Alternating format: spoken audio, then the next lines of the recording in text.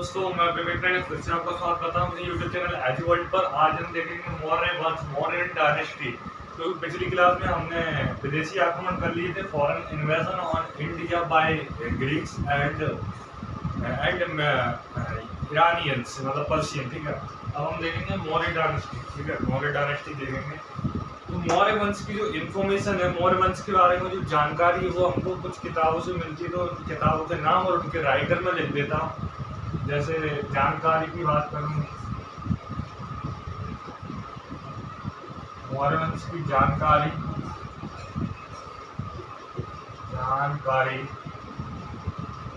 किन किताबों से मिलती है? एक तो है बृहद सागर। लेखक कौन है इसके? लेखक कौन है? तो इसके लेखक है सोमदेव क्या इसके राइटर है। ठीक है, और एक हमको जानकारी किससे मिलती है? एक किताब आती है कथाबृहद मंजरी।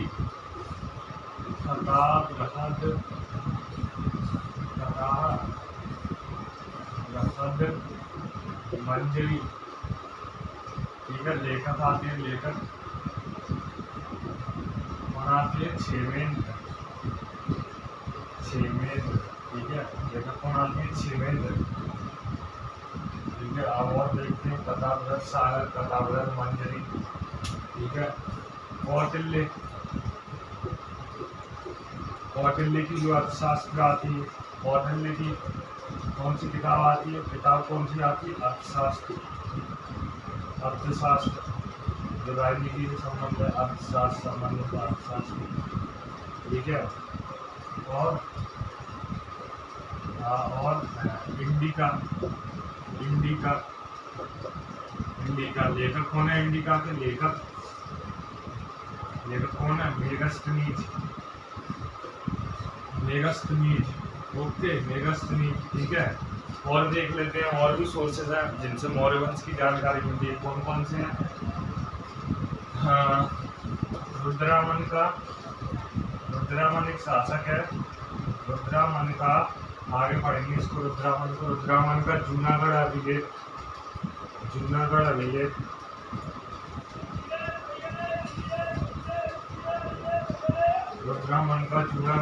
और ठीक है, विशाखा दत्ता एक राइटर आते हैं। विशाखा दत्त एक राइटर आते हैं जिनकी किताब है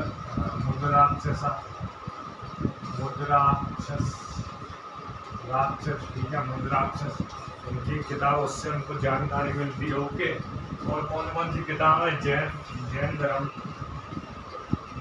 कुछ किताब है। कौन सी? कल्पसूत्र और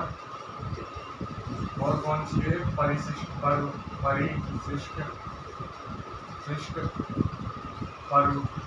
जैन धर्म की होगी। बौद्ध धर्म की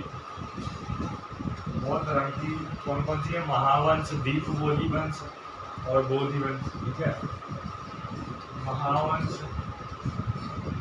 दीपवंश। ये क्या हो गई? बौद्ध धर्म की किताब हो गई।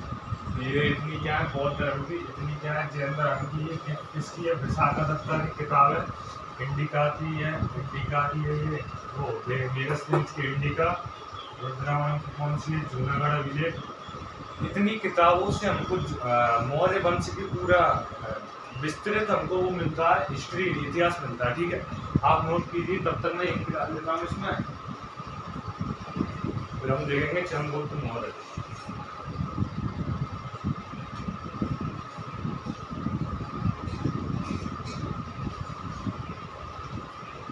कथाबृहद सागर, सोमदेव, कथाबृहद मंजरी, क्षेमेंद्र। कौटिल्य ने लिखी अर्थशास्त्र। मुद्राक्षस इसने लिखी विशाखा दत्ता ने। मेगस्थनी ने लिखी इंडिका। ठीक है, बौद्ध धर्म की दीपवंश, महावंश। जैन धर्म की कल्पसूत्र, परिशिष्ट पर्व। ठीक है, रुद्रामन का जूनागढ़ अभिलेख। ये सब क्या है? ये सब सोर्स हैं जिनसे हमें क्या मिलता है? मौर्य वंश का इतिहास मिलता है। ओके, आगे वह समझने आपको करता हूँ।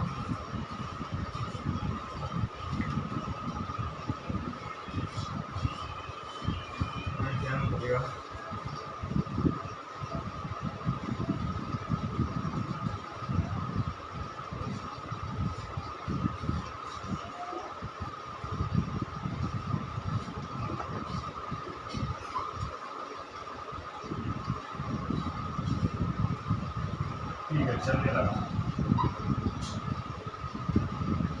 ओके, अब हम बात करेंगे किसकी, जो मौर्य वंश का जो पहला रूलर आता है कौन है, चंद्रगुप्त मौर्य, उसकी हम बात करेंगे। पिछली क्लास में मैंने आपको अटैक तक पढ़ा दिया था, सिकंदर ने कैसे अटैक किया, कैसे धनानंद मगध का, ठीक है, और जो अम्बी कुमार तक्षशिला पूरा सब पढ़ा दिया, ठीक है। आप देखेंगे मौर्य वंश सबसे इम्पोर्टेंट वंश, एंशिएंट हिस्ट्री का सबसे इम्पोर्टेंट वंश, ठीक है।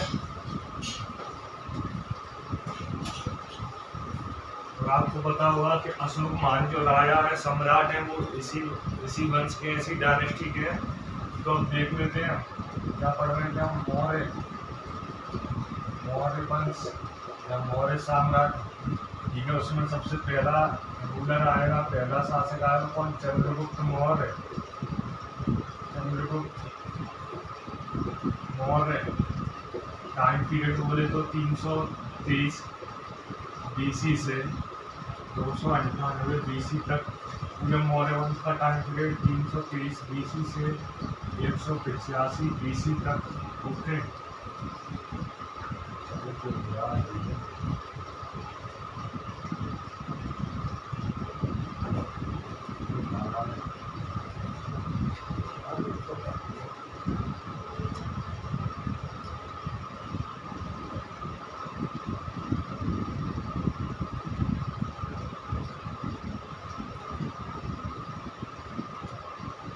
थोड़ा डार्क नहीं चल रहा आपका,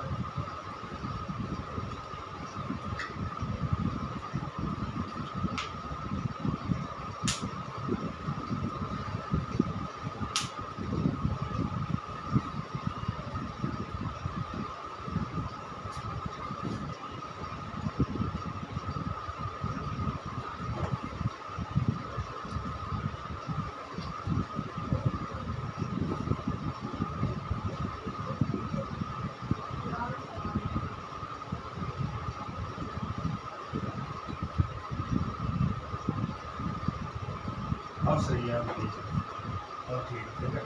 आज कंटिन्यू करते हैं हम चंद्रगुप्त मौर्य को, कंटिन्यू करते हैं। Chandragupta Maurya time period 323 BC से 298 BC, ठीक है। और मौर्य वंश का पूरा टोटल टाइम पीरियड क्या है, 323 BC से 185 BC, 185 BC। चंद्रगुप्त मौर्य के बारे में मैंने आपको बताया था, इसने क्या करा, 323 ईस्वी में क्या करा, ईस्वी में धनानंद को पराजित किया। धनानंद डायनेस्टी का आखिरी रूलर था। धनानंद को पराजित कर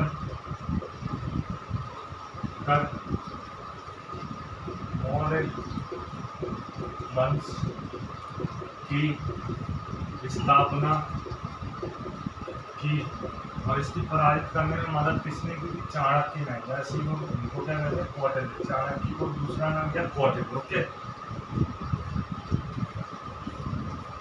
आपको मैंने पूरा बता दिया था कैसे इन्होंने डिफीट किया था मिलके धनानंद को, चाणक्य के नेतृत्व में कैसे इन्होंने हराया था, पराजित किया था धनानंद को, ठीक है। और इनका जन्म देखें, जन्म इनका देखें तो 345 BC युग थे। पिता देखें तो पिता कौन है, सर्वार्थ सिद्ध मौर्य, ओके। माता देखें तो माता कौन है, मूला मौर्य, ओके, मूला मौर्य। अब गुरु व प्रधानमंत्री, गुरु जी थे और प्रधानमंत्री कौन है, चाणक्य, ठीक है। धार्मिक गुरु इनके कौन थे, धार्मिक गुरु कौन थे, भद्रबाहु, जैन धर्म के थे। भद्रबाहु किस धर्म के थे, जैन, क्योंकि चंद्रगुप्त मौर्य किसको मानते थे, जैन धर्म को। किसके अनुयायी थे, अनुयायी किसके थे, चंद्रगुप्त मौर्य जैन धर्म के अनुयायी किसके थे, जैनिज्म को मानते थे, जैन धर्म। ओके, इतनी बेसिक नॉलेज है, थोड़ा ना आप देख लेना। इंट्रोडक्शन है, क्या है इंट्रोडक्शन है चंद्रगुप्त मौर्य का, बेसिक इंट्रोडक्शन है, ठीक है। इनकी वाइफ देखते हैं, पत्नी है इनकी, कितनी है पत्नी है, पत्नी है देख लो, पत्नी है, ठीक है। कितनी पत्नियां हैं? तो दो पत्नियां, दो पत्नियां कौन कौन सी? एक तो दुर्धारा, दुर्धारा, और कौन सी है? हेलेना, हेलेना, ठीक है। या फिर इन्हीं को क्या कहते हैं? हेलेना को क्या कहते हैं? मैं डाल देता हूँ, ये मैं डाल देता हूँ मेरे वाला। वाइफ्स देखते हैं, वाइफ्स हेलेना या इन्हीं को दूसरा नाम क्या है इनका? Cornelia, Cornelia, Cornelia. ये किसकी पुत्री थी? ये किसकी पुत्री थी? दुर्धारा, दुर्धारा किसकी पुत्री थी? तो धनानंद की, धनानंद, ओके। और हेलेना या कार्नेलिया किसकी पुत्री थी? पुत्री किसकी थी? है Seleucus Nicator, Seleucus, Seleucus Nicator, okay. Dhanananda और सेल्यूकस। जब चंद्रगुप्त मौर्य ने अटैक किया 323 बीसी में, कहाँ पर? मगध पर, पाटलिपुत्र पर, तो दुर्धरा बड़ा प्रभावित हुई, उनसे प्रेम हो गया, चंद्रगुप्त मौर्य से शादी कर ली, जो उसकी बेटी थी धनानंद की, ठीक है। धनानंद की बेटी थी। और इनके मतलब दुर्धरा का एक भाई कौन था? पब्बता, पब्बता एक भाई था। कौन? दुर्धरा का भाई, धनानंद का बेटा, ओके, पब्बता। और मैं आपको बताऊंगा कि कार्नेलिया के बारे में, हेलेना से इनकी कैसे शादी होती है, ठीक है। हेलेना से कैसे शादी होती है ये सब बता रहा हूँ, देखो।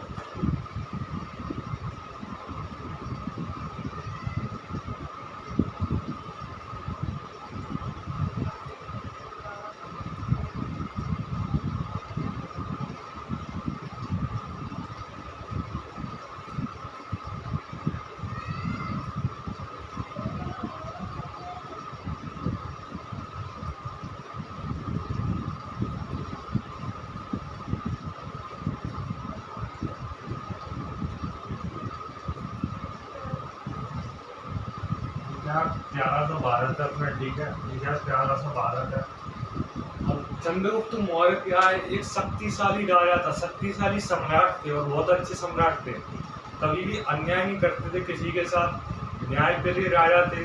जब भी न्याय करते तो पक्षपात रहित न्याय करते थे, किसी के साथ पक्षपात नहीं किया करते थे, ठीक है। बहुत अच्छे सम्राट थे। एक जो सम्राट थे गुण होना चाहिए, वो सब इनमें थे, ठीक है।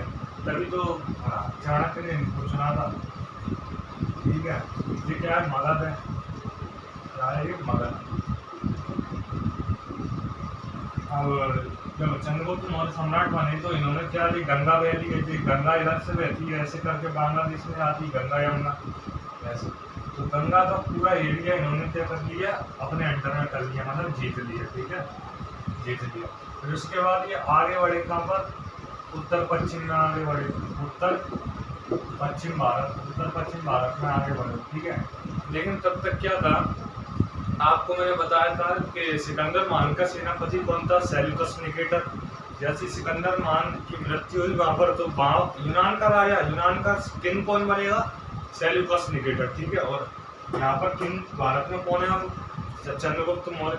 तो उसने क्या करा था कि भारत के 4 राज्य कब्जे में ले लिए थे। जो सिकंदर के टाइम से 4 राज्य कब्जे में ले लिए थे, जैसे काबुल, कंधार, हेरात, बलूचिस्तान, तो ये 4 राज्य इसके अंडर में थे, ठीक है। तो युद्ध हुआ, जाहिर सी बात है युद्ध हुआ, क्योंकि ये इधर का एरिया था, जो बॉर्डर था अफगानिस्तान से लगता था, हिंदुकुश। वहाँ पर अटैक लगातार कौन कर रहे थे? ये यूनानी अटैक कर रहे थे, यूनानी घुसने की कोशिश कर रहे थे। चंद्रगुप्त मौर्य से अब युद्ध हुआ इनका 305 बीसी में, क्योंकि आपको पता है अलेक्जेंडर द ग्रेट का एक पूरा सपना था भारत को जीतने का, लेकिन उसको वो जीत नहीं पाया, अपने सपने को पूरा नहीं कर पाया। तो उसका जो सेनापति आता है सेल्यूकस निकेटर, जो राजा बनता है, उसके बाद सेल्यूसिड एम्पायर फॉर्म करता है पूरे यूनान में, ईरान में। तो वो कसम खा लेता कि मैं अपने जो राजा थे मेरे, सिकंदर महान की इच्छा पूरी करूंगा भारत को जीतने की। तो इसलिए उसने अपनी जो सिकंदर महान की इच्छा पूरी करने के लिए अटैक कहाँ पर करता है? भारत पर, ठीक है। लेकिन अब स्थिति पलट गई है, याद रखना। ये धनानंद नहीं है जो मूर्ख सम्राट नहीं है, जो धनानंद जो मगध का शासक था, ये कौन है? चंद्रगुप्त मौर्य है, ठीक है। जिसने 18 साल की उम्र, 17-18 साल की उम्र में इतने शक्तिशाली मतलब राज्य के सम्राट को धनानंद को हरा दिया था, पराजित किया था, वही है।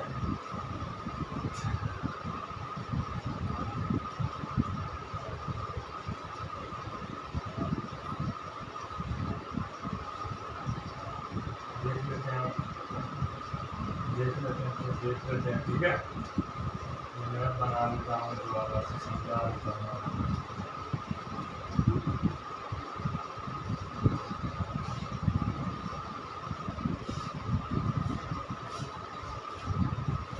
ऐसे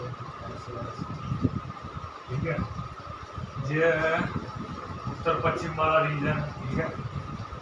अब इधर एक युद्ध लड़ाया है उत्तर पश्चिम भारत में। उत्तर पश्चिम भारत में युद्ध लड़ेगा।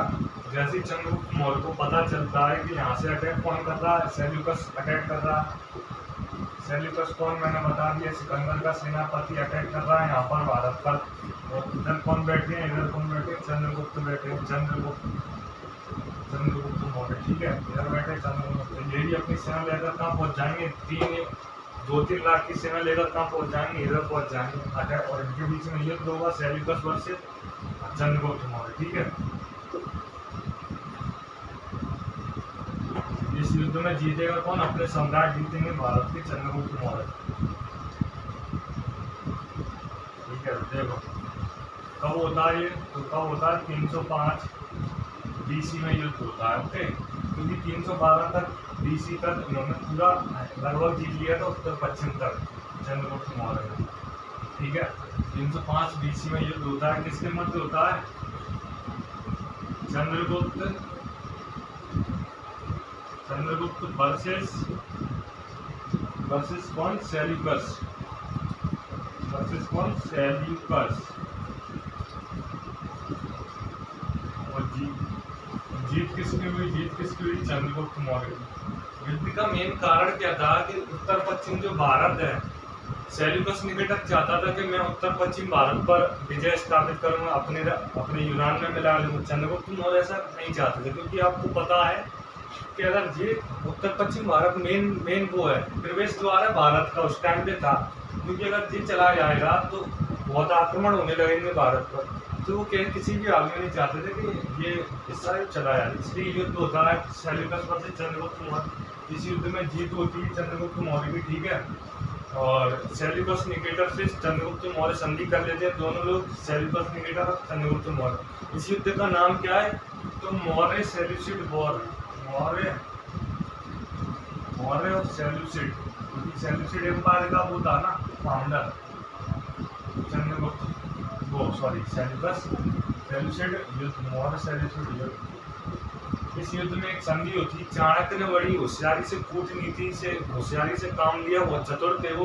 इन्होंने क्या कहा, संधि की शर्तें क्या रखी चाणक्य ने, कि एक पहली शर्त थी कि एक तो सेल्यूकस निकेटर की जो पुत्री है हेलेना या कार्नेलिया, उसका विवाह किससे होगा, हमारे सम्राट चंद्रगुप्त मौर्य से।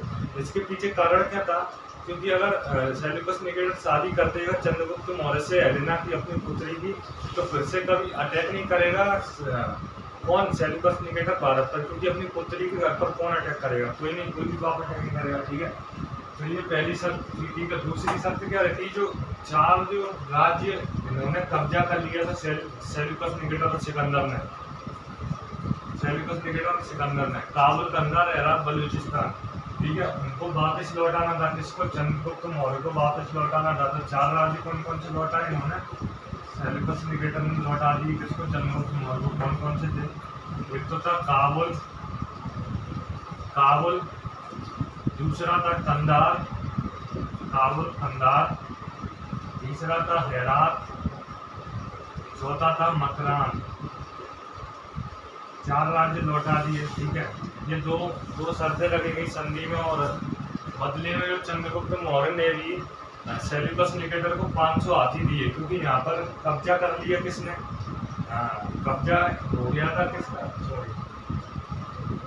जब सेल्यूकस निकेटर जहाँ युद्ध लड़ने आएगा तो यूनान में अस्थिरता फैल जाएगी कि नहीं, क्योंकि वहाँ पर भी कुछ इसके दुश्मन होंगे जो कब्जा करने की कोशिश करेंगे, इसकी गद्दी और अनुपस्थिति का लाभ उठाने की कोशिश करेंगे। तो वापस कैप्चर करने के लिए, यूनान पर अधिकार करने के लिए सेल्यूकस निकेटर ने चंद्रगुप्त मौर्य ने सेल्यूकस निकेटर को कितने हाथी दिए, 500 हाथी। 500 हाथी दिए। ये किसके अनुसार कौन कहता है कि जस्टिन कहता है, जस्टिन के बारे में बताऊंगा आपको आगे चल के। जस्टिन कहता है कि सेल्यूकस निकेटर ने कितने 500 हाथी दिए। ओके, सेल्यूकस निकेटर को 500 हाथी दिए, ठीक है। तो ये पूरे युद्ध का वर्णन कौन करता है? मॉरिस सेल्यूसिड युद्ध का वर्णन कौन करता है? डिटेल में कौन बताता है? एम्पियानस। ये इतिहासकार आते हैं एम्पियानस। ओके, एम्पियानस एक इतिहासकार आते हैं, वो बताते हैं डिटेल में। ये तो हो गया मौर्यन सेल्यूसिड वार जो 305 बीसी में लड़ा गया। किसके मध्य लड़ा गया? Chandragupta Maurya versus Seleucus Nicator. Chandragupta Maurya Magadh के रूलर थे, सेल्यूकस निकेटर मकदूनिया का रूलर था। ये हो गया, ठीक है, नोट कर लेना इतना।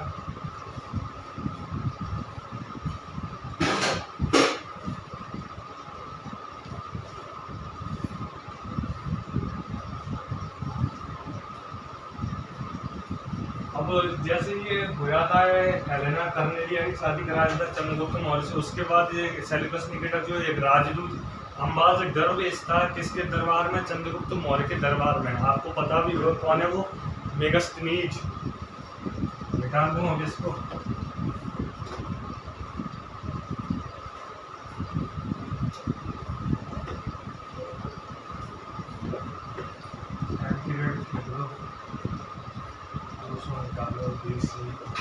ठीक है, कौन?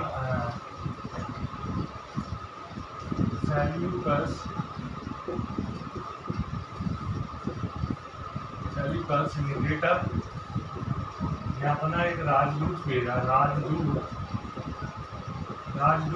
किसके दरबार में भेजा?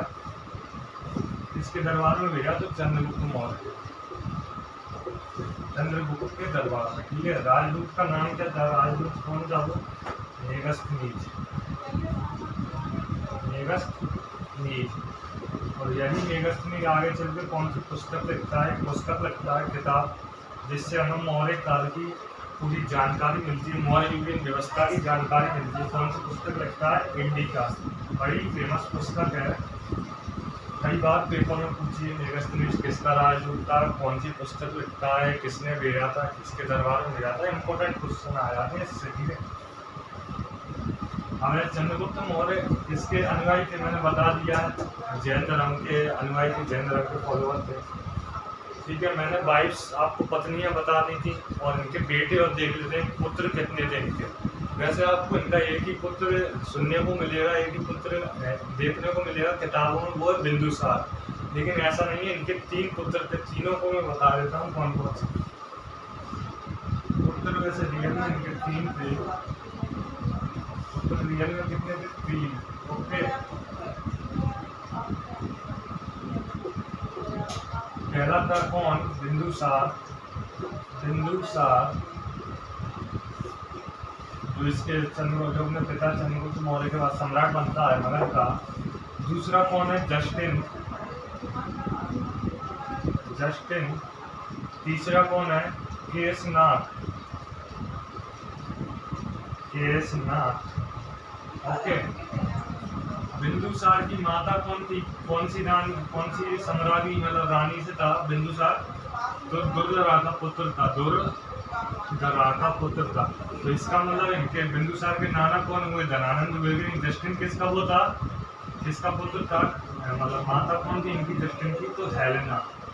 सेल्यूकस निकेटर की पुत्री है वो हेलेना, इनकी माता थी, ठीक है। केसनाथ की माता कौन है? थी? तो वो दुर्धरा के 2 पुत्र थे। केसनाथ की पहली मृत्यु हो जाती है, और जस्टिन को इसलिए सम्राट नहीं बनता है क्योंकि जस्टिन किसका वो था?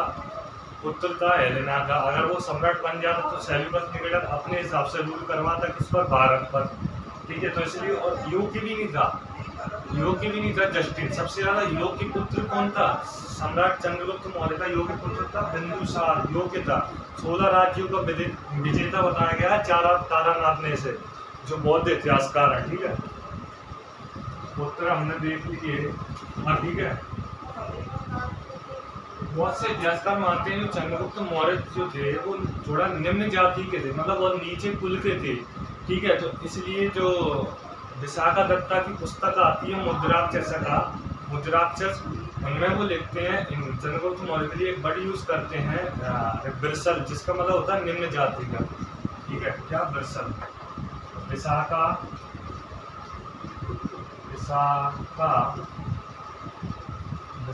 दत्त, ये पुस्तक कौन सी मैंने बता दी थी जिससे इतिहास पता चलता है मौर्य का, मुद्राक्षस। इसमें पुस्तक में कौन सा वर्ड यूज करते हैं, शब्द यूज करते हैं चंद्रगुप्त के लिए बिरसल। मतलब इसका अर्थ क्या है, बिरसल का अर्थ क्या है, अर्थ बोले तो इसका है निम्न जाति का, निम्न कुल में पैदा हुआ, निम्न जाति का या निम्न कुल में पैदा हुआ, निम्न कुल में पैदा हुआ। ठीक है, इसका अर्थ ये है।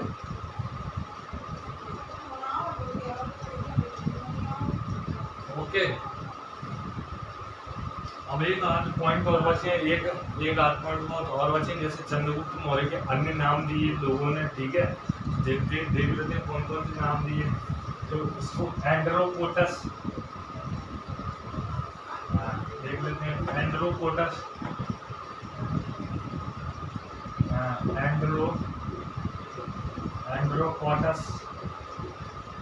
एंड्रोकोटस इसने दिया। इतिहासकार कौन है, किन्होंने इनका नाम दिया, एरियन व प्लूटार्क।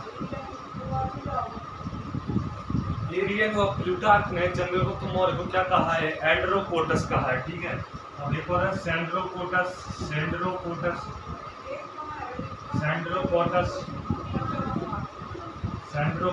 ठीक है, किसने कहा सेंड्रोकोटस, जस्टिन व स्ट्रैबो। जस्टिन जो है का पुत्र था, जस्टिन व स्ट्रैबो। ओके, सेंड्रोकोटस और का सेंड्रोकोप्टस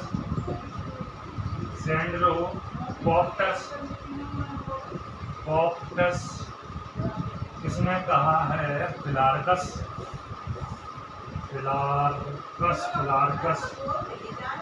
ये लगभग जितने भी नाम दिए हैं तीनों यूनानियों ने दिए हैं, इसके उल्टे सीधे नाम है सेंड्रोकोटस, सेंड्रोकोप्टस। ठीक है, इतने लोगों ने ये कहा है। और इन तीनों की पहचान किसने की है, तीनों नामों की चंद्रगुप्त मौर्य से किसने की है, जॉन्स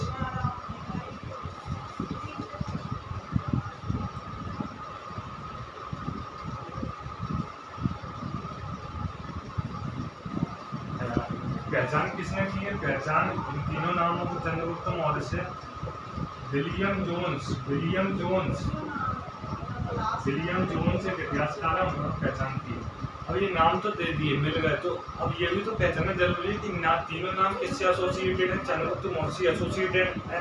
तो इसलिए इससे पहचान किसने की है, विलियम जोन्स ने किया कि हाँ ये तीनों नाम किसके हैं, चंद्रगुप्त मौर्य के लिए। बिल्कुल ठीक है। चंद्रगुप्त मौर्य ने एक तालाब बनवाया था, एक झील बनवाई थी गुजरात में, वो सबसे फेमस है, हर बार पेपर में पूछी जाती है, लगभग पेपर में पूछ लिया जाता है उसके ऊपर। क्या बनवाया था, गुजरात में एक लेक बनवाया था इन्होंने, सुदर्शन झील बनवाई थी। ओके, सुदर्शन झील बनवाई थी। ठीक है, अब ये क्या आपको बता दिया था, जैन धर्म के अनुयायी थे भद्रबाहु से इन्होंने जैन धर्म की दीक्षा ली थी, पढ़ाई की थी। तो इसलिए ये अपने आखिरी समय में, अंतिम समय में जब ये बीमार गिर गए तो ये कहाँ पर चले गए, कर्नाटका श्रवणबेलगोला 298 BC में, और वहीं पर इनकी मृत्यु हो गई। ठीक है, तो इनकी मृत्यु कहाँ पर हुई, मृत्यु कहाँ पर हुई, तो 298 BC में कहाँ पर हुई, 298 BC श्रवणबेलगोला। पूछा जाता है कई बार के बाद, श्रवणबेल बेटा जगह में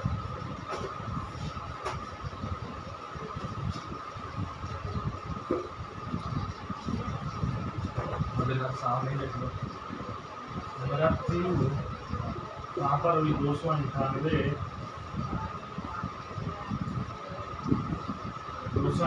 BC में, कहाँ पर, तो कर्नाटक में, श्रवणबेलगोला।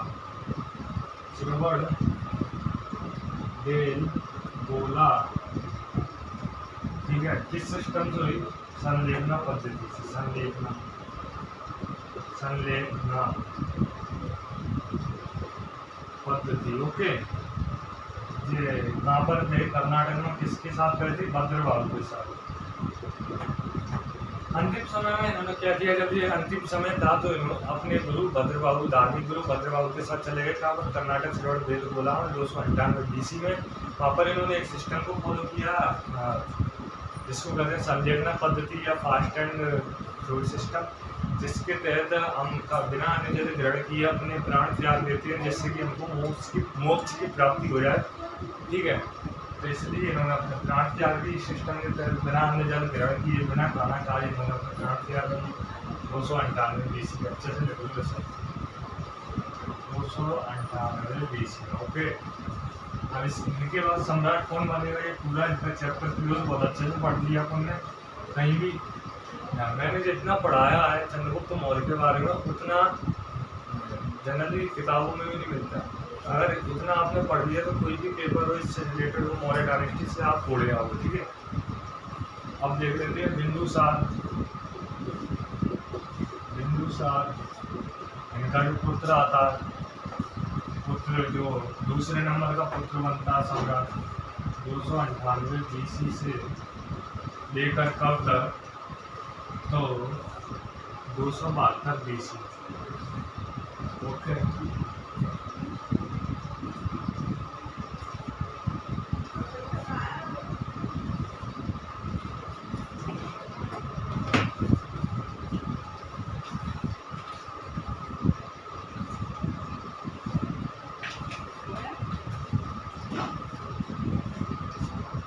तो इनके पिता कौन थे बताइए आपको? चंद्रगुप्त मौर्य थे। चंद्रगुप्त मौर्य के पिता। ठीक है, माता कौन थी? पता है, दुर्धरा। अपने पिता के बाद दूसरे सम्राट बने मौर्य डायनेस्टी के। ठीक है, इनके अन्य नाम क्या थे? अन्य नाम देख लो, अन्य नाम जो इतिहासकारों ने कहा, अन्य नाम। ठीक है, बिंदुपाल।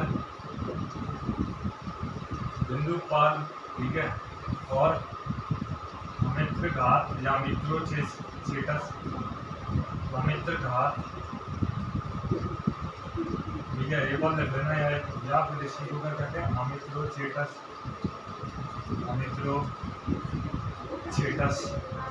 ठीक है, अमित्रघात, अमित्रोचेटस, भद्रसार। ठीक है, या फिर सिंहसेन, शेरों में शेर, सिंहसेन। इतने नाम थे। बिंदुपाल, अमित्रघात किसने कहा इनको? उपाधि किसने दी? यूनानी। ठीक है, भद्रसार किसने कहा? वायु पुराण में इनको भद्रसार कहा गया, वायु पुराण। ओके, सिंहसेन कहाँ पे आ गया है? जैन धर्म में, जैन। अब इनका नाम बिंदुसार कैसे पड़ा है? आपको कहानी जान के बहुत अच्छा लगेगा।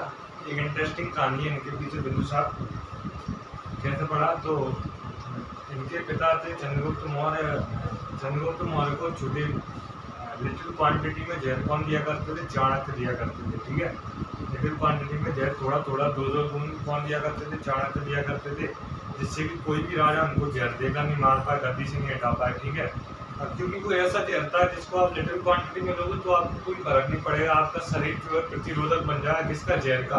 लेकिन ज़्यादा क्वांटिटी में ले लिया और आप उसके हैबिचुअल नहीं हो तो आप तुरंत आपकी मृत्यु हो जाएगी। क्योंकि चंद्रगुप्त मौर्य तो हैबिचुअल हो गया था उसको ले लेकर, तो खाने में मिलाकर दिया करते थे चंद्रगुप्त मौर्य को चाणक्य। ठीक है, पहले खुद चढ़ा करते थे वो। ठीक है, उस जहर को। तो एक दिन क्या हुआ, गलती से वो खाना किसके लिए पहुंच गया? गलती से वो खाना किसके लिए पहुंच गया? चंद्रगुप्त मौर्य की पत्नी के लिए, दुर्धरा के लिए गलती से पहुंच गया। ठीक है, जानबूझ के किसी ने नहीं दिया था, गलती और इन्होंने खा लिया तो बहुत मतलब मृत्यु हो गई उससे इनकी। तो चाणक्य ने क्या दिमाग लगाया है? चाणक्य ने दिमाग लगाया कि ये तो मरे, दुर्धरा तो मरने वाली है, इनको तो बचाना असंभव है, तो क्यों ना हम इस जो सम्राट जो बनेगा मगध का, बिंदुसार बिंदुसार को ही बचा लो, चंद्रगुप्त मौर्य के पुत्र को ही बचा लो। तो इसलिए कहते हैं कि सर्जरी की थी चाणक्य ने, सर्जरी मतलब पेट काट के बाहर निकाला था। किसको? बिंदुसार को।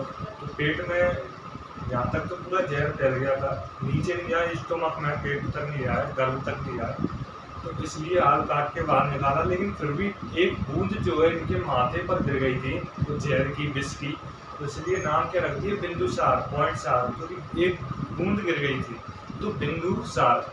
बिंदु का मतलब क्या होता है? पॉइंट। ठीक है, ऐसे इनका नाम पड़ा है।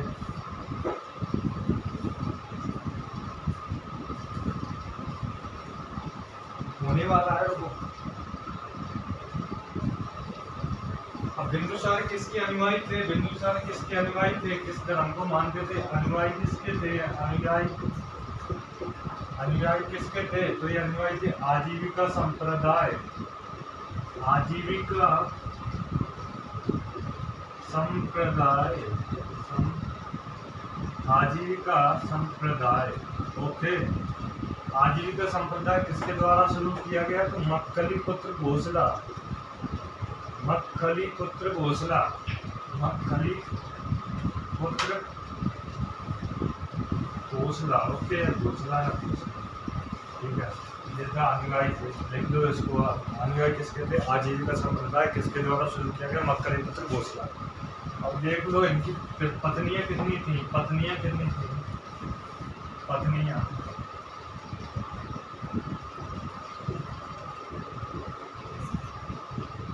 वैसे तो मेन रूप से आपने किताबों में पढ़ा होगा, दो ही पत्नियां पढ़ी होंगी इनकी, या तो धर्मा पढ़ी होंगी जो अशोक की माता है, या फिर सुशील जो है उनका ज्येष्ठ पुत्र था, उनकी माता चारुमित्रा। ठीक है, लेकिन 4 पत्नियां थी इनकी, बता देता हूँ। पत्नियां कितनी थी? 4 पत्नियां थी।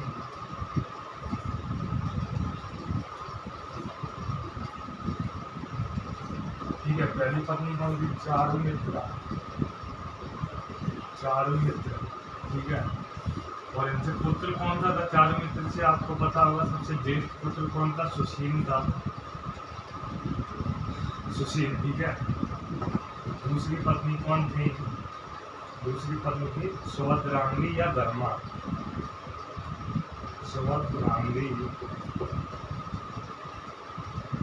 या धर्मा, जो बिंदुसार की सबसे प्रिय पत्नी थी। सबसे प्रिय पत्नी कौन थी? अशोक की माता धर्मा। ठीक है, इनसे कौन सा पुत्र था? तो महान अशोक, महान अशोक। ठीक है, अब तीसरी पत्नी कौन थी? तीसरी पत्नी कौन थी? तो सुब्रसी। तीसरी पत्नी कौन थी? सुब्रसी, सुब्रसी। ओके, इनसे पुत्र कौन सा था? तो द्रुपद। ठीक है, और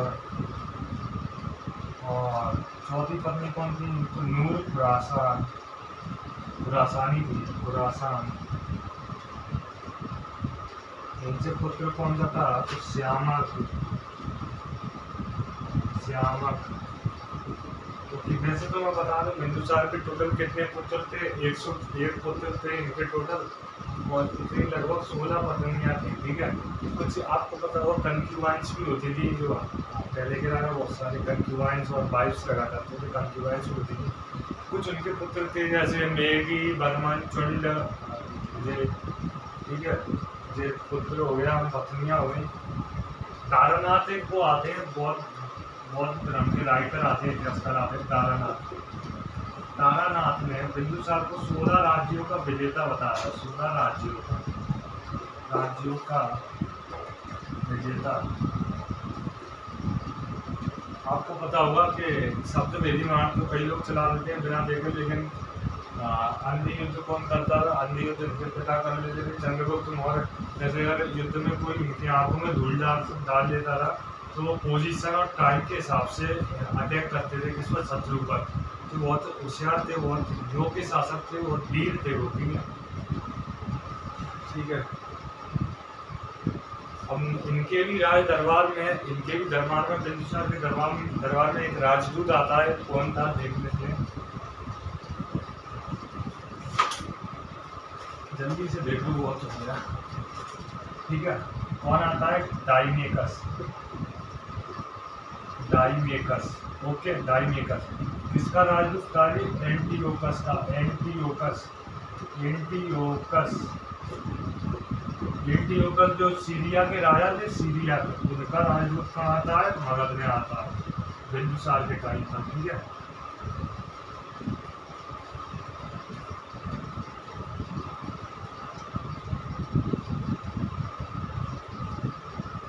ठीक है, यहाँ पर आता है बिंदुसार के टाइम पर, ठीक है। अब बिंदुसार 3 डिमांड रखता है, ठीक है, 3 डिमांड रखता है कौन? बिंदुसार, एंटियोकस से 3 मांग रखता है कौन? बिंदुसार, ठीक है। और एंटियोकस का रिस्पॉन्स क्या है? रिस्पॉन्स देख लेते हैं, क्या पूरी थी कि नहीं, दे देते हैं, ठीक है। तो पहली मांग जो रखता है कि हमको क्या चाहिए? कुछ मीठी मदिरा चाहिए, मीठी शराब चाहिए, मीठी मदिरा, ठीक है। तो ये एंटियोकस ने क्या कहा कि हम दे देंगे तुम्हें, मीठी मदिरा भेज देंगे, मीठी मदिरा भिजवा, ठीक है। सूखी अंजीर, सूखी अंजीर, अंजीर चाहिए, तो एंटियोकस ने कहा भिजवा देंगे। अंजीर एक फ्रूट होता है, एक टाइप का अंगूर जैसे टाइप का होता है अंजीर, ठीक है, मीठा। और तीसरी इनकी डिमांड थी बिंदुसार की डिमांड, बिंदुसार ने रखी थी ना, बिंदुसार, ओके, बिंदुसार और एंटियोकस ने जवाब दिया था, ठीक है, एंटियोकस ने जवाब दिया था, ठीक है। इन्होंने क्या किया? अब इन्होंने मांगा, बिंदुसार ने, हमारे लिए एक दार्शनिक भिजवाओ सीरिया का, तो इन्होंने क्या कर दिया? मना कर दिया। एंटियोकस ने क्या कर दिया? मना कर दिया, और क्या दिया कि हमारे जो दार्शनिक है, दरबारी हैं, इतिहासकार हैं, वो पर्सनल यूज के लिए नहीं है, पूरे कंट्री के लिए है, विकास के लिए, ठीक है, तो पर्सनल यूज के लिए नहीं। ये डिमांड थी, आप नोट करना है। आप टीएम की बात कर लेते हैं, बिंदुसार के टीएम कौन थे? टीएम देख लेते हैं।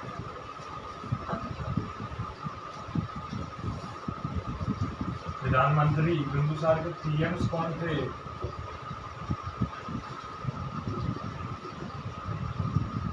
पहले तो थे चाणक्य, चाणक्य। दूसरे नंबर पर कौन थे? राधागुप्त, राधागुप्त। तीसरे नंबर पर कौन थे? खल्लाटका, खल्लाटका। जो राधागुप्त थे ये इन्हीं के शिष्य थे, राधागुप्त के शिष्य थे, चाणक्य थे, ठीक है, इन्हीं के शिष्य थे।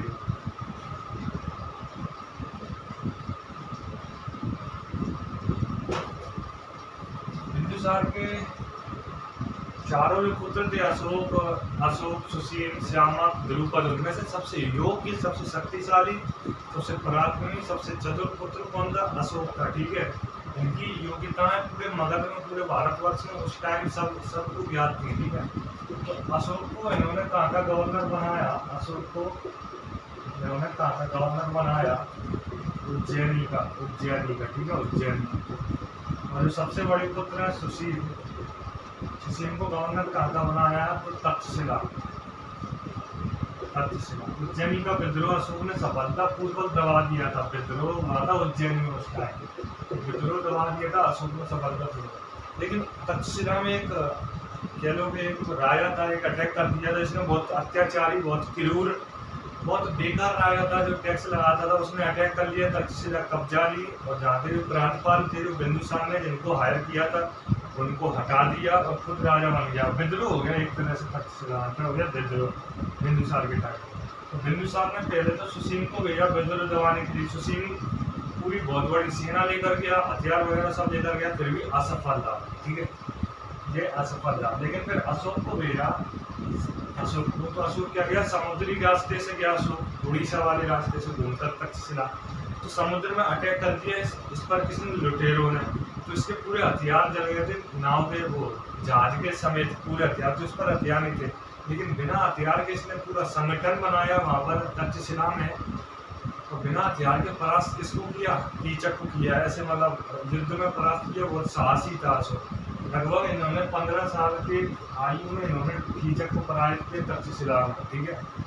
और वहाँ पर इन्होंने पता है अशोक स्तंभ भी स्थापित किया था, जो साहस, शक्ति, सहनशीलता और विनम्रता का जो प्रतीक है। 4 इन्होंने स्तंभ लगाए थे, जिनको अशोक स्तंभ कहते हैं, जो नेशनल एम्बलम के रूप में भारत सरकार ने लिया है, ठीक है। पूरा था, बिंदुसार पूरा हो गया। अब क्योंकि अशोक बहुत बड़ा चैप्टर है अपने आप में, अशोक की इतिहास बहुत बड़ा है, तो अशोक को हम देखेंगे अगली वीडियो में। इस वीडियो में हमने क्या कवर किया चंद्रगुप्त मौर्य और बिंदुसार मौर्य, ठीक है। इसके बाद हम देखेंगे अशोक मौर्य, ठीक है। अगर आपको वीडियो अच्छी लगे तो लाइक शेयर और सब्सक्राइब करना और मुझे ऐसी आगे बढ़ाते रहना। Thank you.